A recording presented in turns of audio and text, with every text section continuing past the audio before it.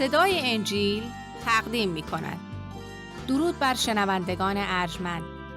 این صدای انجیل است، تنها صدای راستی و حقیقت که از ازل بوده و تا ابد خواهد بود. برنامه‌های ما همه روزه و در همین ساعت از رادیو روی امواج کوتاه پخش می شود. شما می توانید از طریق شبکه‌های اجتماعی فیسبوک، گوگل پلاس و یوتیوب با تایپ فارسی رادیو صدای انجیل با ما در تماس باشید. آدرس ایمیل ما از این قرار است: radioenjil@gmail.com. تکرار می کنم، آدرس ایمیل ما radioenjil@gmail.com و تلفن تماس ما 201 616 920 1791. تکرار می کنم، 201 616 920 1791. از شما دعوت می کنیم که به برنامه این ساعت صدای انجیل توجه فرمایید.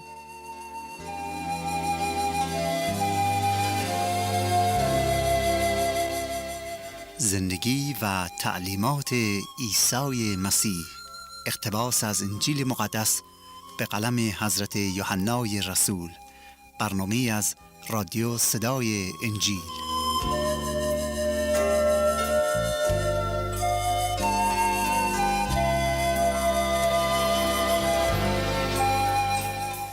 برادران و خواهران عزیز، درود بر شما.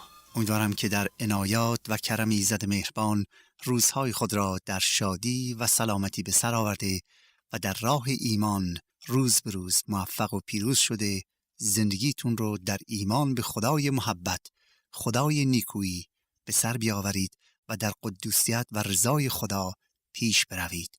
فراموش نکنید که خداوند یکتا امروز برای من و شما هدف خاصی دارد.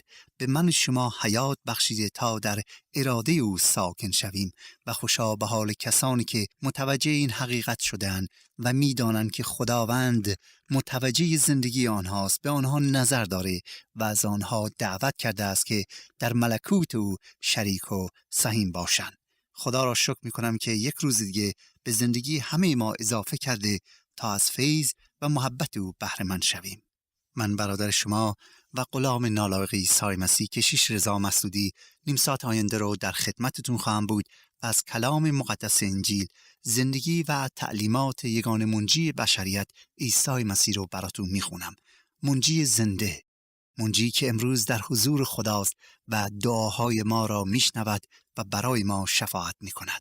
و سپس با دادن توضیحاتی امیدوارم که شما را در درک کلام خدا یاری بدهم.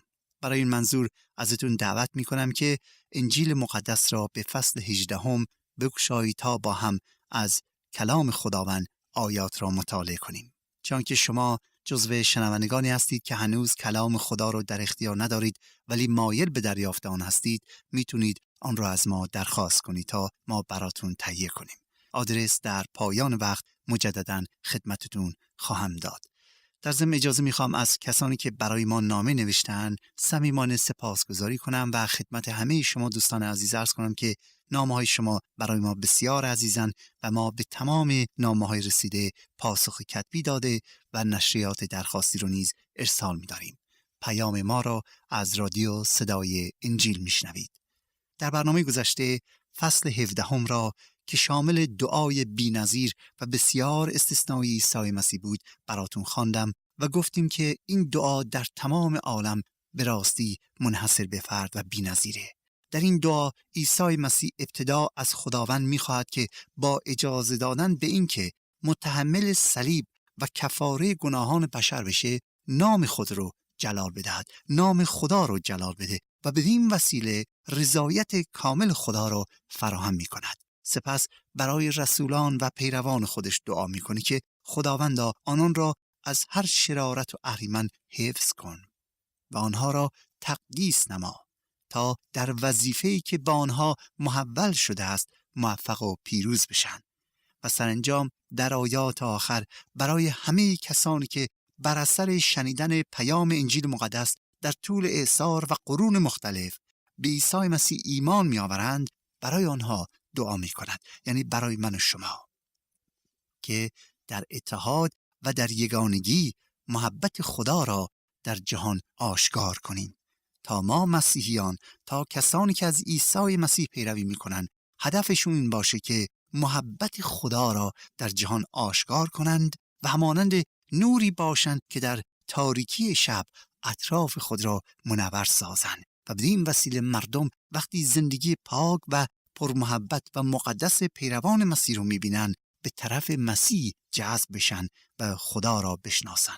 که خدا را شکر میکنم عیسی مسیح برای من و شما نیز دعا کرده و دوستان عزیز اگر ما بخواهیم مطمئن باشی که خداوند دعای مسیح رو در زندگی ما مستجاب میکند.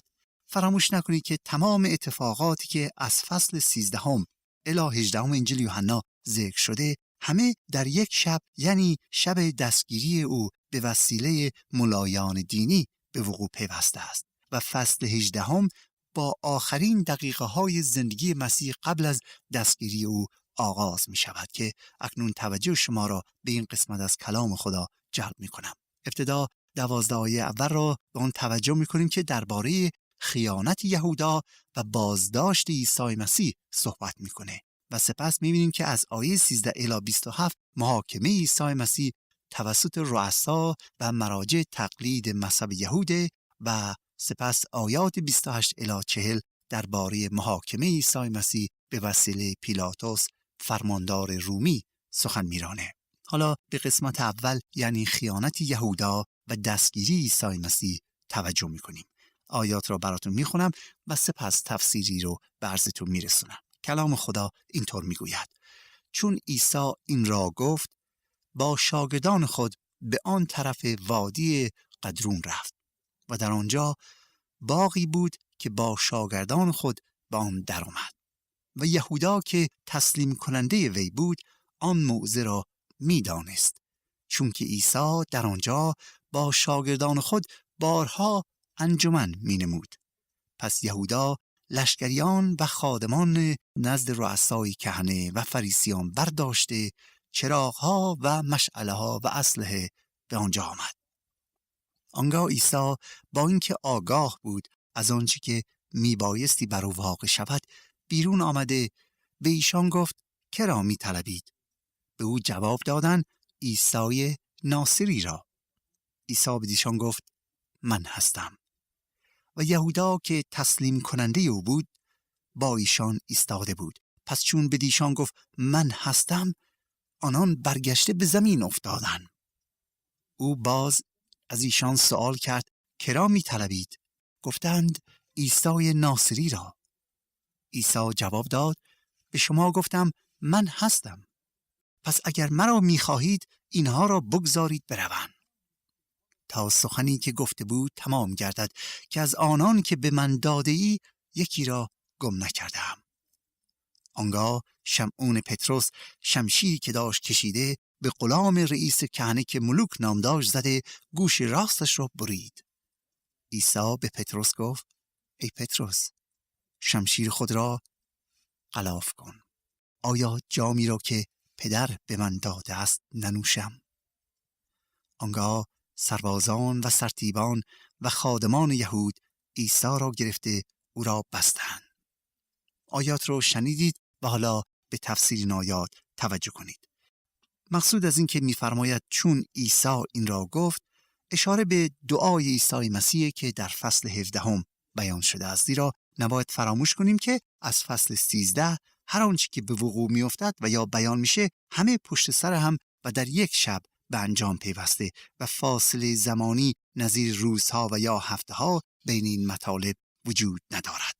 عیسی مسیح می‌دانست که ساعت مرگ او فرا رسیده و اکنون آن ساعتی که در انتظارش بود رسیده بود.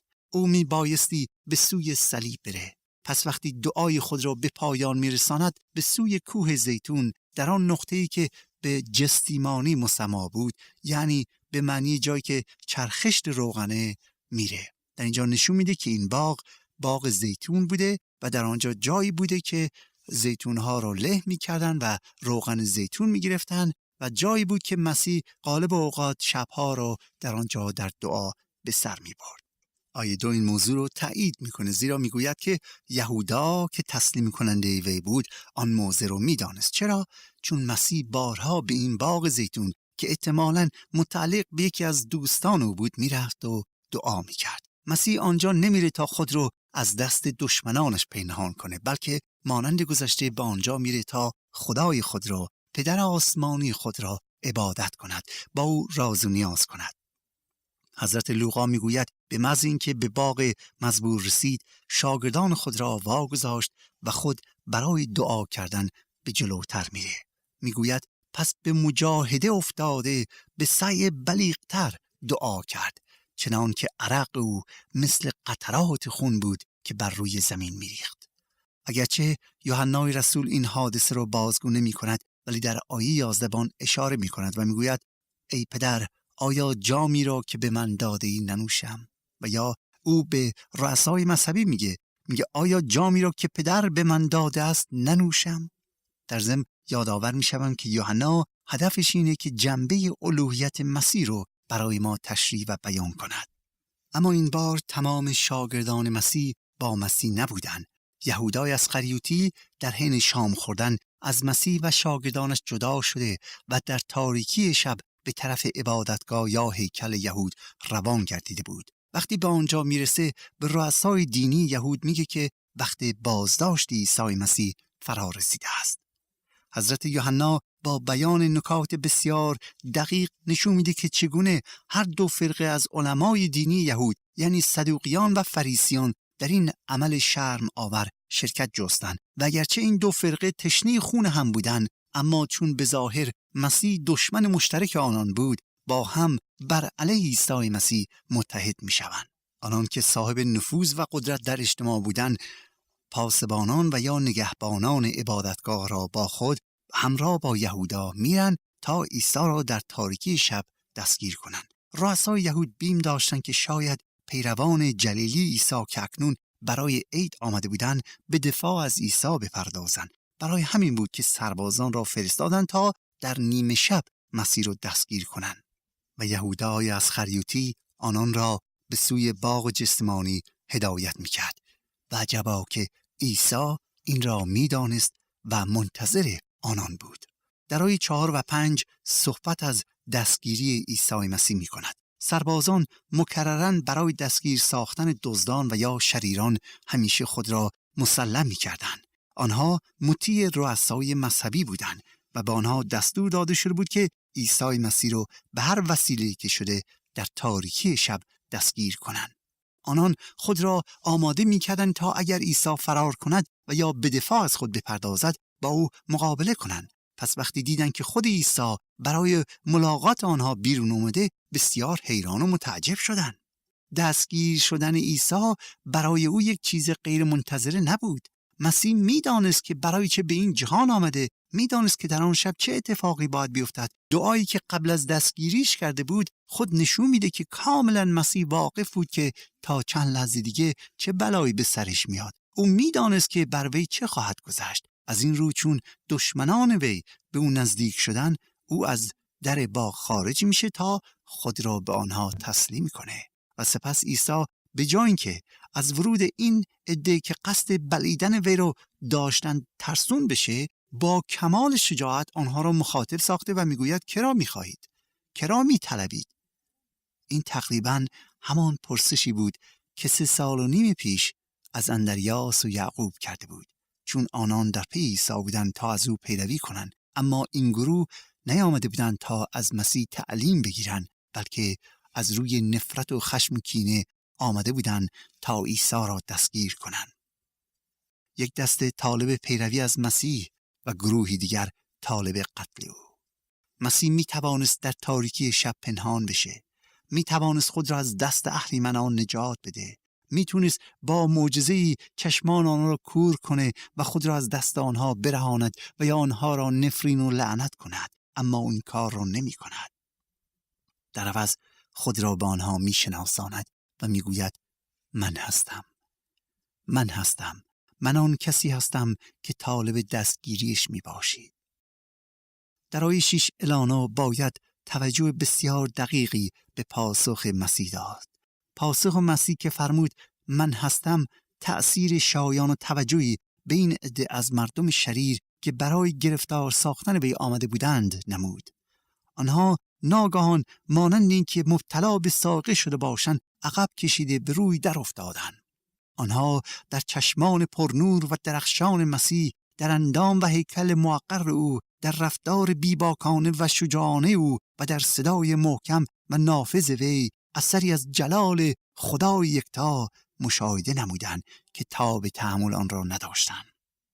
فراموش نکنید که این افراد چه بسا بعضی از همین نگهبانان در طول 3 سال شاهد خدمات و معجزات و تعلیمات عیسی مسیح بودند، مخصوصاً وقتی که عیسی مسیح با قدرت فوق‌العاده خود و با جسارت بی‌نظیری عبادتگاه مقدس را پاک کرده بود و چه بسا این افراد جزو کسانی بودند که گفته بودند هرگز کسی را مثل او ندیده بودیم که اینطور عمل کند و سخن بگوید.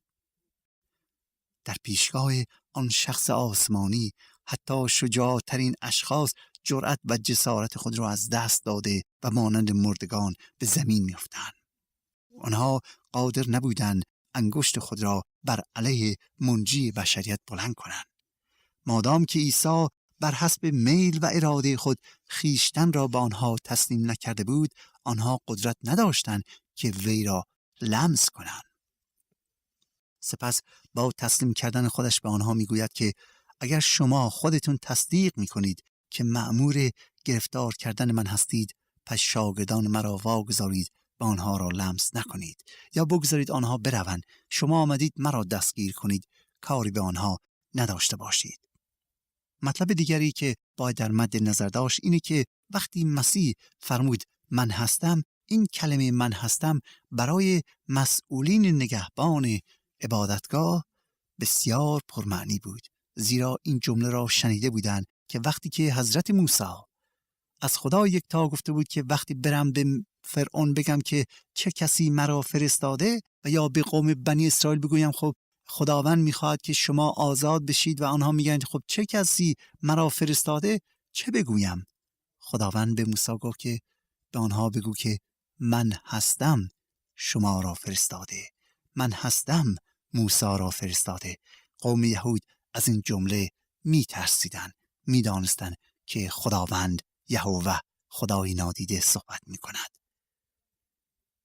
دوستان، با این عمل عیسی مسیح باز محبت خود را به رسولانش آشکار می کند و آنها را از دامن خطر حفظ می نماید. بدون تردید عده کوچک شاگردان او از مشاهده منظر ترس انگیز دشمنان که برای گرفتار کردن استادشون آمده بودند ترسان شده بودند، ولی به هر حال آنها عشق به مولای خود داشتند و مسلماً هر کاری از دستشون برمی آمد انجام می دادن. به طور که پتروس حاضر میشه بر علیه همه آنها بجنگد و حتی جان خود را در راه مسیح فدا کند. برای همین بود که پتروس شمشیر خود را میکشه و گوش غلام رئیس کهنه که برای دستگیری مسیح آمده بود میبره. اما عیسی مسیح از این دفاع و محبت پتروس که در عمل انتقام محسوب میشد راضی و خوشنود نبود. عیسی برای انتقام گرفتن و یا کشتن انسانها نیامده بود. البته خوشحال بود که پتروس صمیمیت و علاقه انسانی خود را به او نشون میده، اما نمیخواست به وسیله انتقام گرفتن باشه. او نیازمند شمشیر پتروس برای دفاع از خود نبود. اگر دفاعی برای مسیح لازم داشت، گروه انبوه فرشتگان خدا حاضر بودند که به کمک او بیایند. و یا خود مسیح با کلامی میتونست آنها را نابود کند، زیرا تمامی قدرت در آسمان و در زمین به وی داده شده بود. هیچ دشمنی نمیتوانست با مسیح مقاومت کنه، ولی مطابق کلام و نقشه خدا ساعت او رسیده بود. زمانی رسیده بود که خداوند او را برای همین هدف به این جهان فرستاده بود. موقعی رسیده بود که اکنون آن لحظه محسوب شد که مسیح باید جان خود را به عنوان بره قربانی شده برای گناهان بشر فدا کند. میبایستی که این کار رو انجام بده، چون به خاطر همین هدف به این جهان آمد و به اصطلاح خودش پدرش پیاله شهادت را به دست وی گذاشته بود و محبتی که نسبت به پدر داشت، اشتیاقی که به مطیع بودن از خدا داشت، او را ملزم می ساخت که این پیاله را بنوشد و یا حاضر بشه جان خود را عاشقانه‌وار در راه گناهان بشر فدا کند، تاوان گناهان من و شما را بده. به علاوه به شاگردان خود نیز یاد داده بود که دشمنان خود را دوست بدارند و نسبت به آنها خوبی و نیکی کنند و نه اینکه آنها را مقتول سازند. برای همین بود که مسیح به پتروس که خیلی غیرتی شده بود امر میکنه که ای پتروس، شمشیر خود را غلاف کن. و آنگاه در برابر همه گوش آن مرد مجروح را که برای دستگیریش آمده بود شفا میدهد. کار مسیح دوستان همه را در جای خودشون خوش کرده بود. حسابش رو بکنید دوست عزیز که شخصی بیاد شما را با زور و بدون هیچ دلیلی دستگیر کنه و میبره تا تو رو به قتل برسونه، تو رو بکشه. راستی چه عکس العملی رو نشون میدهید؟ مگر نه اینکه فوری حالت دفاع به خود میگیرید و حتی به مقاومت میپردازید؟ مگر نه اینکه اگر امکان داشته باشه میخوای حتی طرف رو از بین ببرید؟ ولی مسیح با اینکه قدرت داشت که همه این کارها رو بکنه و همه رو نابود کنه و قدرتش رو برای نابودی آنها به کار ببره، ولی برعکس میاد از این قدرت خداییش برای شفای دشمنانش استفاده می کند. مسیح از این قدرت خداییش برای شفای دشمنانش استفاده می کند. چرا؟ چون آن خدایی که او را فرستاده بود، آن خدایی که خود را در مسیح به بشر می شناسانید، آن خدایی که خود را در مسیح به بشر متجلی کرده بود، خدای محبت است. انسان گناهکار و شریر رو دوست داره، هرچند از اعمالشون متنفره. و حالا مسیح در عمل محبت خدا را به انسان شریر آشکار میکنه. او روح محبت و عفو و بخشایش رو که همیشه به شاگردان تعلیم داده بود، اکنون عملاً به آنها نشون و آشکار میسازه. او گفته بود که دشمنان خود رو محبت کنید، به دشمنان خود خوبی کنید که آنها نیز بندگان خدا هستند، بندگان گمراه خدا و نیازمند هستند که محبت خدا را بچشند تا از گمراهی به سوی آزادی بیایند. و حالا عملاً در برابر چشمانشون نشون میده که تعلیم او عملی است اگر در اراده و قدرت خدا قرار گرفته باشند. راستی دوست عزیز، چه محبتی جز محبت خدا، چه کرم و رحمانیتی جز رحمانیت خدایی میتونه این چین عکس العملی رو در شخص به وجود بیاورد که به جای نفرین به دشمنان خودش محبت کند. محبت خدا محبتی است که رنج‌های طولانی را متحمل شده و هرگز از محبت و علاقه آن کاسته نمی شود. محبتی که نفع خود را طالب نیست و هرگز ساقط نمی شود. هر که محبت خالص داشته باشد سیرت خدا را آشکار می کند. در آیه 12 می گوید عیسی خود را تسلیم کرده یا اجازه می دهد که سربازان او را گرفته و او را بسته و دستگیر نمایند. آن کسی که تنها با یک کلامی می توانست تمام آن گروه را نابود کند، با کمال فروتنی خود را به دست سربازان و فرمانده آنها و پاسبانان هیکل یعنی مأموران خانه خدا تسلیم می کند و مانند گوسفندی که نزد پشم برندش بی زبان است همچنان دهان خود را نگشود او را می گیرند و می برند. در حقیقت این عمل عیسی مسیح پیشگویی بود که اشعیای نبی 700 سال قبل از ظهور مسیح بیان کرده بود که فرموده بود او را مانندی گوسفندی که نزد پشم برندش بی زبان است دستگیر می کنند. بله، مسیح مطابق نقشه خدا برای این آمد که جان خود را فدا کند و انبیای اسبق نیز به آن اشاره کردند و در نقشه خدا مات و مبهوت مانده بودند. و حالا شاگردان به ناگهان خود را از ترس زیر سایه های درخت پنهان می کنند. آنها با قلب‌های آکنده از غم و غصه و ترس و وحشت به استاد خود که از آنجا برده میشد نگاه می‌کنند و سپس از آنجا می‌گریزند. برای آنان تاریکی در همه جا رخنه کرده بود و به ناگهان خود را یکه و تنها و شکست خورده احساس می‌کردند. اما از نظر مسیح این ابری که بر نور سایه افکنده بود پایان روشنایی نبود، پیروزی تاریکی بر نور نبود، بلکه آغاز فتح و چیرگی بر تاریکی و ظلمت بود. زیرا وقتی مسیح از مردگان قیام میکنه، مبارزه نور و ظلمت نیز به پایان میرسه و پیروزی نور برای همیشه به اثبات میرسد. دوستان عزیز، چه بسا امروز در زندگیمون مشکلات و اتفاقات عجیبی دامنگیرمون میشه که سبب دلسردی و ناامیدی و یأس در زندگی شده و حتی خود را بی ارزش و ناتوان میپنداریم، امید رو از دست میدهیم و انگار که بلاهای دنیا همانند کوهی پشت ما قرار گرفته و مجال حرکت و تنفس را هم به ما نمیدهند و یا همانند ابرهایی هستند که نور خورشید رو از ما گرفته و همه چیز رو تاریک و ظلمانی میبینیم و نور امیدی رو در زندگی نمیبینیم. ولی ای دوست عزیز، کسی که با خدا باشد اگر هم در ظلمت شب قدم بردارد لغزش نمیخورد. چرا؟ چون کسی که با خدا باشد نور خدا بر او میتابد و وقتی که نور خدا بر او بتابد هیچ تاریکی نمیتواند بر او غلبه کند. عیسی مسیح فرمود اگر در راستی قدم برداریم نباید از هیچ چیزی ترسان و هراسان باشیم. زیرا کسی که در راستی قدم بر می دارد محبت خدا او را فرو می گیرد و او را یاری می ده. و اگر با خدا باشیم آن وقت هیچ بلای قادر نیست ما را از محبت و فیض او جدا کند.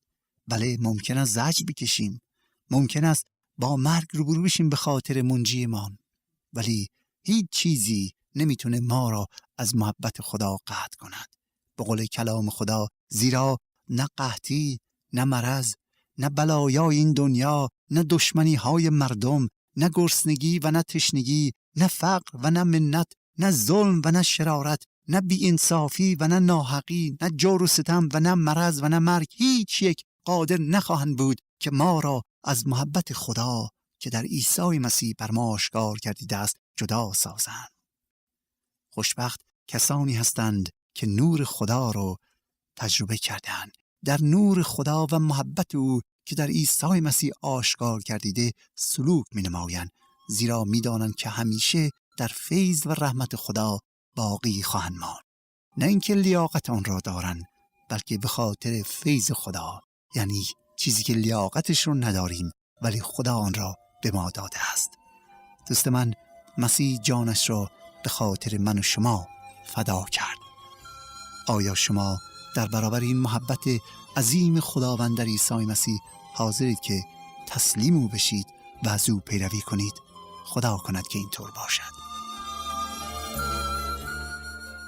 آنچه شنیدید برنامه‌ای بود از رادیو صدای انجیل. خوشحال می‌شویم که با ما مکاتبه کنید و از نشریات و ادبیات ما استفاده نمایید و از طریق شبکه‌های اجتماعی فیسبوک، گوگل پلاس و یوتیوب با تایپ فارسی رادیو صدای انجیل همراه ما باشید. همچنین از طریق تلفن و ایمیل نیز می توانید با ما تماس بگیرید. آدرس ایمیل ما از این قرار است: radioenjil@gmail.com.